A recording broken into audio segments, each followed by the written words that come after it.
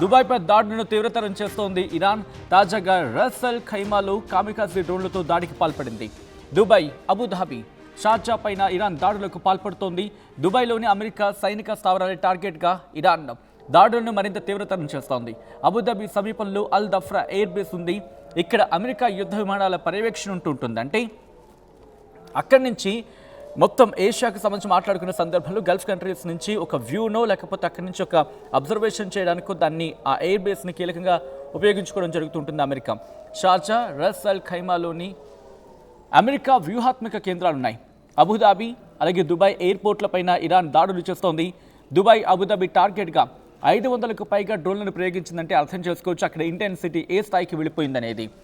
ఇటు ఇరాన్ దగ్గర ఉన్న కామికాజీ డ్రోన్ల గురించి మాట్లాడుకుంటే, కామికాజీ డ్రోన్లన్నీ ఎవరికైనా డౌట్ ఉంటే ఒక్కసారి బ్రీఫ్ చేసే ప్రయత్నం చేస్తున్నాను. అసలు కామికాజీ డ్రోన్లు అంటే ఏంటి?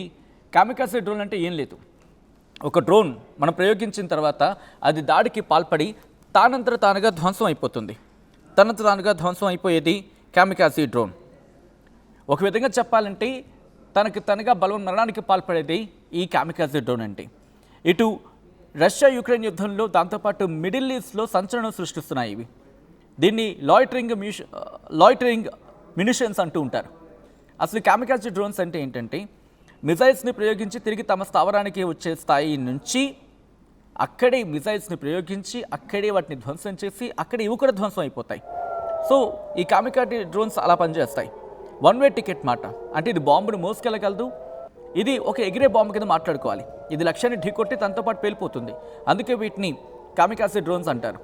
రెండో ప్రపంచ యుద్ధంలో జపాన్ పైలట్లు తమ విమానాలతో నౌకర్ని ఢీకొట్టి కామికాజీ విధానం నుంచి ఈ పేరుని తీసుకురావడం జరిగింది. అయితే ఇరాన్ దగ్గర షాహిద్ 136 కామికాజీ డ్రోన్స్ ఉన్నాయి. ప్రస్తుతం వీటిని ఉపయోగించడం జరుగుతోంది. ఒక్కసారి జరుగుతున్న దాడికి సంబంధించి మాట్లాడుకునే ప్రయత్నం చేద్దాం. షాహిద్ 136 కామికాజీ డ్రోన్స్ మీ గుర్తుంటే కనుక బుర్జ్ ఖలీఫాను దాడి చేసిన క్రమంలో ఒక చిన్న అక్కడ మంటలు కనిపించాయి కదా, బుర్జ్ ఖలీఫాకు సంబంధించి మాట్లాడుకున్న సందర్భం అక్కడ ప్రయోగించింది షాహిద్ 136 ఈ కామికాజీ డ్రోన్స్ని. ఇవి ఒక్కసారి వెళ్తాయి. ఇంకా చెప్పాలంటే ఒక గంపగుత్తగా ఒక్కసారి వీటిని పంపించడం జరుగుతుంది. సో గంపగుత్తగా పంపించిన క్రమంలో వీటిని అక్కడ ఎయిర్ డిఫెన్స్ సిస్టమ్ గుర్తించి ఇండివిజువల్గా అటాక్ చేస్తుంది. అంటే ఒక 100 డ్రోన్స్ని పంపించారనుకోండి, ఒక 95-96 దాని పర్సంటేజ్ ఉంటుంది. వాటిని మాత్రం నిర్వీర్యం చేయగలదు, మిగిలిన వెళ్ళి అటాక్ చేస్తూ ఉంటాయి. కాబట్టి వీటికి ఉన్న స్పెషాలిటీ ఇది ఎలా ఉంటుందంటే డెల్టా వింగ్ ఉంటుంది. దీనికి ఒక ట్రయాంగిల్ షేప్లో ఉంటుంది, డెల్టా వింగ్ ఉంటుంది. ఈ షాహిద్ 136 డ్రోన్స్కి, కామికాజీ డ్రోన్స్కి 2000 నుంచి 2500 కిలోమీటర్ల దూరం ప్రయాణించగలవి. అండ్ దీని నోస్గా మాట్లాడుకున్న సందర్భంలో అక్కడ దీని నోస్ ఏరియాలో 40-50 kgs ఆఫ్ మ్యూనిషన్స్ని క్యారీ చేయగలదు. అంటే 40 నుంచి 50 kgల పేలుడు పదార్థాలను మోసుకెళ్ళగలిగే స్వభావం దాంది. దాంతోపాటు ఇది చాలా చౌకగా మాట్లాడుకుంటారు. అంటే దాదాపు $20,000. $20,000 అంటే అర్థం చేసుకోవచ్చు. చాలా తక్కువ కాస్ట్లో ఇది అయిపోతుంది. ఎంత ఉంటుంది మహా అయితే ఒక 20 లక్షలు అంతే. ఒక్కొక్కటి కూడా 20 లక్షల నుంచి అటు ఇటుగా ఒక 5 కోట్ల వరకు ఉంటుంది. Depends upon the price. దానికి సంబంధించి డీటెయిల్గా మాట్లాడుకుంటే ఒక మిజైల్ ఖరీదుతో పోలిస్తే చాలా తక్కువ. ఇదే కాదు, వీళ్ళ దగ్గర ఇరాన్ దగ్గర షాహిద్ 131 అనే ఒక చిన్న కామికాజీ డ్రోన్స్ ఉన్నాయి. సో ఇప్పుడు దీని గురించి మాట్లాడుకునే సందర్భంలో ఎందుకు దుబాయ్ మీద తీవ్రతరం చేస్తుంది దాడులు అనేది మాట్లాడుకుంటే, సౌదీ అండ్ దుబాయ్, ఈ UAE ఈ రెండు కూడా ప్రస్తుతం ఇరాన్కి కిట్టన దేశాలు. సున్నీ వర్సెస్ షియాగా మారుతూ ఉంటుంది. ఇటు షియా, ఇరాన్లో దాదాపుగా 90% ఉంది షియాలు, అండ్ మెజారిటీ ప్రపంచవ్యాప్తంగా ఉన్నది సున్నీలు అని చెప్పి మాట్లాడుకుంటుంటారు. సో సున్నీ వర్సెస్ షియా అనేది ఇక్కడ వినిపించే మాట. ఇక్కడ దుబాయ్కి సంబంధించి రీసెంట్గా జరిగిన దాడుల గురించి మాట్లాడుకుంటే ఎందుకు అటాక్ చేయడం జరుగుతోంది? అమెరికా కోరింది అటాక్ చేయడానికి కారణం, ఇరాన్ని అటాక్ చేయడానికి కారణం ఏంటంటే ఇటు పశ్చిమాసియా మీద తన మధ్యప్రాచ్యంలో తన పట్టును నిలుపుకోవాలని చెప్పి. But at the same time ఇక్కడ మాట్లాడుకుంటే దుబాయ్లో సౌదీ అరేబియా గురించి మాట్లాడుకుందాం, ఆ తర్వాత UAE గురించి మాట్లాడుకుందాం. సౌదీ అరేబియాలో ఏకంగా 2,700 మంది సైన్యం అక్కడ మోహరిస్తే దుబాయ్లో 3,500 మంది సైన్యం, అమెరికా సైన్యం మోహరించింది. అల్ దఫ్రా ఎయిర్ బేస్ కూడా ఇక్కడ ఉంది. ఇది కీలకంగా మాట్లాడుకుంటూ ఉంటారు. ఇక్కడ F-16 కావచ్చు, F-22 కావచ్చు, F-35 కావచ్చు, ఇలాంటివి మోహరించే సందర్భం ఉంటుంది. అండ్ వీటిని టార్గెట్ చేస్తోంది ప్రస్తుతం ఇరాన్. ఏమంటోంది? విడిచిపెట్టే ప్రసక్తే లేదంటోంది. అందుకే బ్యాక్ టు బ్యాక్ దాంట్లోకి దిగుతూనే ఉంది. బుర్జ్ ఖలీఫా కావచ్చు, ఇలా కొన్ని కీలకమైన స్థావరాలు ఆ లొకేషన్స్ని గుర్తించి దాంట్లోకి పాల్పడుతున్న సందర్భం. ఒక్కసారి ఆ విజువల్స్ చూద్దాం.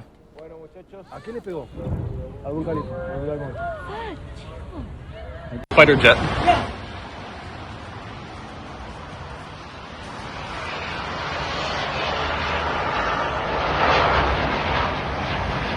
Oh my god. Fighter jet.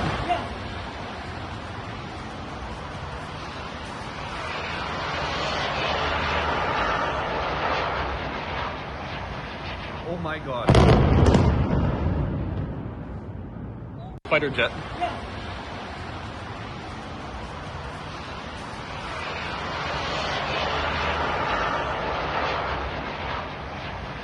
Oh my god. ¿Algún Khalifa? Llegaste enero. Sí, va. Y bajó.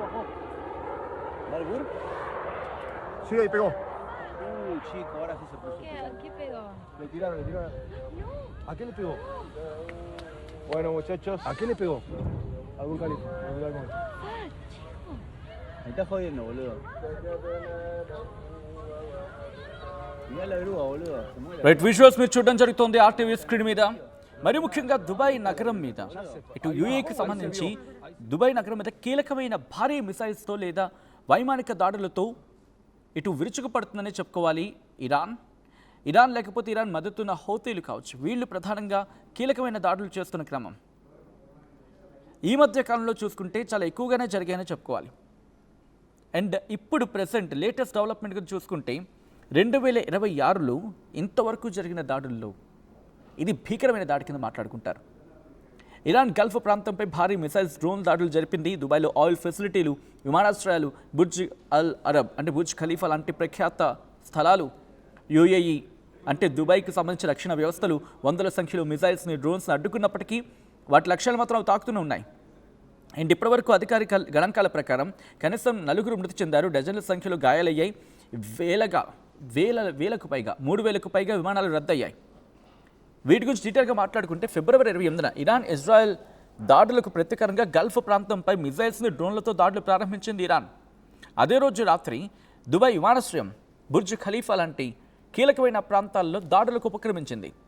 Of course అప్పటికీ దుబాయ్ వాళ్ళ ఎయిర్ డిఫెన్స్ సిస్టమ్ యాక్టివ్ మోడ్లో ఉంచినప్పటికీ కూడా పూర్తిగా నిర్వీర్యం చేయలేకపోయాయి. ఎందుకని? ఇక్కడ వినిపించే మాట ఏంటంటే వాళ్ళ ఎయిర్ డిఫెన్స్ సిస్టమ్ థాడ్ లాంటి ఎయిర్ డిఫెన్స్ సిస్టమ్ అయినప్పటికీ, లేకపోతే ఇంకా చెప్పుకునే ఎయిర్ డిఫెన్స్ సిస్టమ్ అయినప్పటికీ కూడా అవి గాల్లో నియంత్రించడానికి ఒక సర్టైన్ హైట్కి మించి మాత్రమే అవి నిర్వీర్యం చేయగలవు. కానీ ఇవి తక్కువ హైట్లో వెళ్తున్నాయి. తక్కువ హైట్లో వెళ్ళి వీటిని ఢీకొట్టే ప్రయత్నం చేస్తున్నాయి అనేది వినిపించే మాట అక్కడ. దీంతో దుబాయ్ ఎయిర్పోర్ట్, బుర్జ్ సంబంధించి మాట్లాడుకునే సార్ బుర్జ్ ఖలీఫా, దాంతోపాటు ఇలా కీలకమైన ప్రాంతాన్ని టార్గెట్ చేస్తున్న సందర్భం.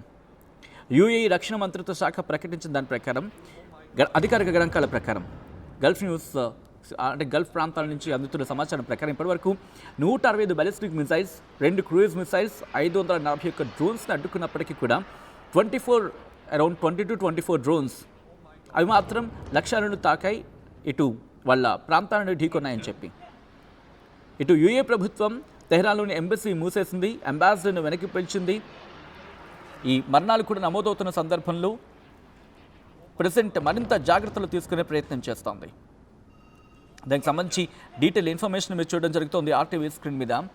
ఇరాన్కు గల్ఫ్ దేశాలు వెన్నుపోటు పొడిచాయా? ప్రస్తుతం దీని గురించే మాట్లాడుకుంటున్న సందర్భం, దీని గురించే చర్చ జరుగుతోంది. కారణం ఏంటంటే ఒకవేళ ఇరాన్కి వీళ్ళు సపోర్ట్ ఇచ్చుంటే, గల్ఫ్ దేశాలు సపోర్ట్ ఇచ్చుంటే, అమెరికా బేసిస్కి కనుక స్పేస్ ఇవ్వకపోయి ఉంటే ఇరాన్ మీద దాడి చేయడానికి అమెరికాకు సాధ్యం అయ్యిండేది కాదు, అంత ఈజీ అయ్యిండేది కాదు. అఫ్కోర్స్ దాడి చేయొచ్చు కాక, ఎందుకంటే ఇప్పుడు ఇరాన్ వెళ్ళి ఇజ్రాయెల్ మీద దాడి చేయట్లా, అలా ఇజ్రాయెల్ ఇరాన్ మీద దాడి చేయొచ్చు. కానీ గల్ఫ్ ప్రాంతాలు అంటే దుబాయ్, సౌదీ, దాంతోపాటు ఖతర్, కువైట్, బహ్రెయిన్ ఇలా ఈ ప్రాంతాల నుంచి దాడి చేసేందుకు అవకాశం చాలా తక్కువగా ఉండేది. కానీ ఎప్పుడైతే ఎయిర్ బేసెస్ వాళ్ళకి ఇవ్వడం జరిగిందో, లేకపోతే మిలిటరీ బేసెస్ ఇవ్వడం జరిగిందో, మిలిటరీ బేసెస్ ఆ మిలిటరీ స్థావరాల నుంచి ఇరాన్ని ఎక్కుపెట్టిన పరిస్థితుల్లో ఇరాన్కి గత్యంతరం లేదని చెప్తోంది. ఇరాన్ అదే అంటుంది మొదటి నుంచి కూడా.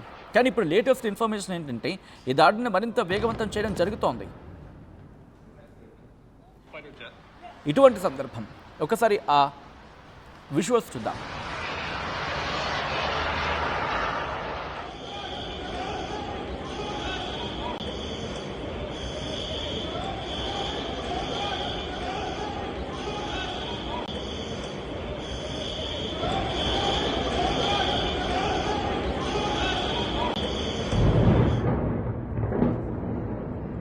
Jesus, mense, kyk hoe val die bomme hier om ons.